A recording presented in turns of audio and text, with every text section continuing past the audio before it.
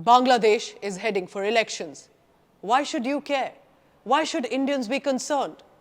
Bangladesh has been India's ally in the subcontinent. It was in 1971, with Indian Prime Minister Indira Gandhi's help, that Sheikh Mujibur Rahman was able to gain independence for Bangladesh. His daughter is Sheikh Hasina, the incumbent Prime Minister who shares friendly ties with India, especially now Prime Minister Narendra Modi.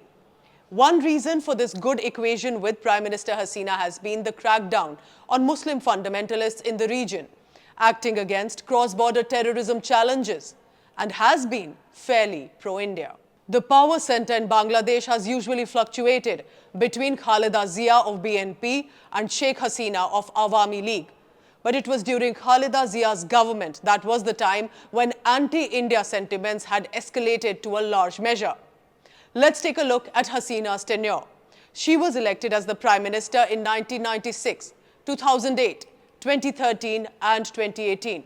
She has had 4 successful terms as the Prime Minister and now aims to return to power. But this time, it does not look too easy, and for 2 reasons. Violence unfolded in different parts of the country.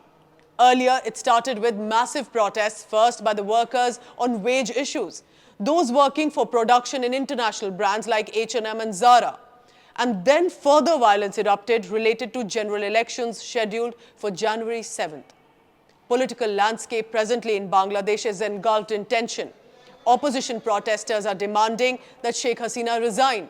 They want a caretaker government. Reportedly, thousands of opposition supporters were reportedly arrested, including former Prime Minister Khaleda Zia, placed under house arrest.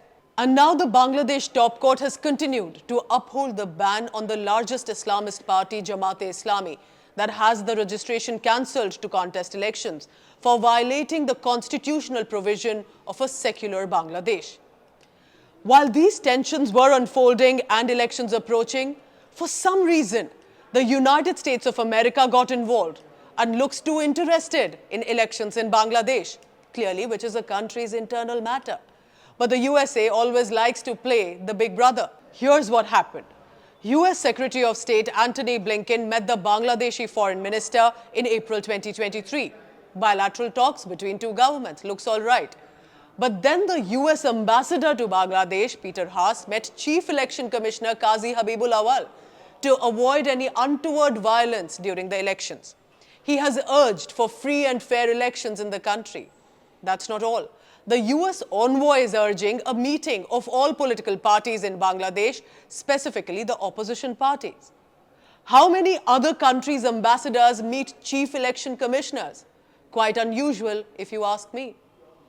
Recently, Bangladesh's Foreign Minister A.K. Abdul Momen said any restriction in visa policy is Washington's call, but added in an interview to the Financial Times that the criticism being aimed at Bangladesh is merely propaganda being wrongly spread about their country.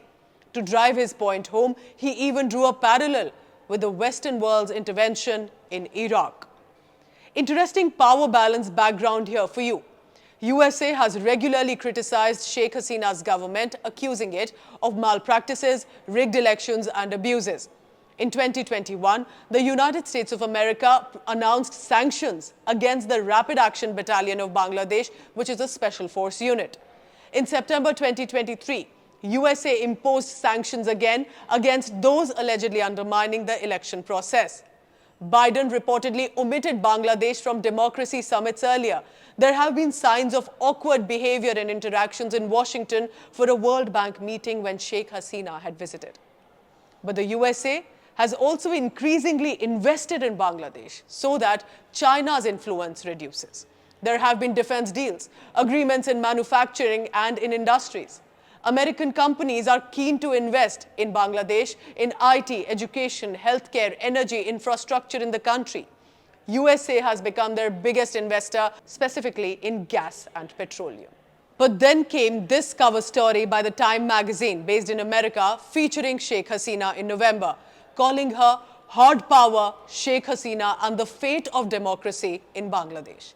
This raised eyebrows by netizens in Bangladesh for seemingly negative connotations aimed through the image. Though articles covered multifaceted tenure of the Prime Minister, many asked, is this simply about election coverage or much more behind the scenes? But this is not just about United States of America. Here is the triangle. USA may want to have dominance in Bangladesh, which is getting increasingly influenced by China, which is another big investor, specifically in infrastructure like in Belt Road Initiative in Bangladesh, power plants, textile, construction, and a Vision 2041, where China has promised Bangladesh to turn it into a developed nation. Then there is Russia, keen to forge a stronger equation.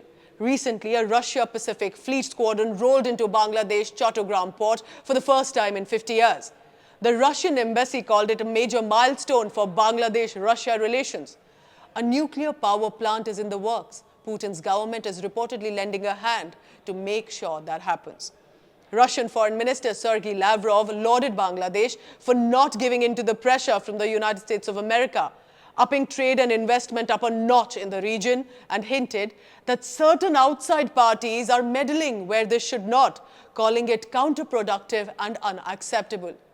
Anybody's guess who Russia's foreign minister was referring to. So where does India and Bangladesh stand here? There is, of course, an ancient civilizational connection. Then a collective fight in undivided India's freedom struggle. 1971 liberation war against Pakistan, and presently good equations between two governments.